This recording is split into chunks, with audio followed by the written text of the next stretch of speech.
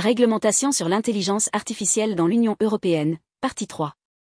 Les systèmes d'IA peuvent être facilement déployés dans un large éventail de secteurs de l'économie et dans de nombreux pans de la société, y compris transfrontières, et peuvent facilement circuler dans toute l'Union. Certains États membres ont déjà envisagé l'adoption de règles nationales destinées à faire en sorte que l'IA soit digne de confiance et sûre et à ce qu'elle soit développée et utilisée dans le respect des obligations en matière de droits fondamentaux.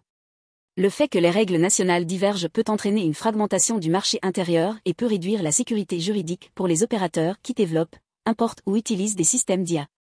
Il convient donc de garantir un niveau de protection cohérent et élevé dans toute l'Union afin de parvenir à une IA digne de confiance et d'éviter les divergences qui entravent la libre circulation, l'innovation, le déploiement et l'adoption des systèmes d'IA et des produits et services connexes au sein du marché intérieur, en établissant des obligations uniformes pour les opérateurs et en garantissant la protection uniforme des raisons impérieuses d'intérêt général et des droits des citoyens.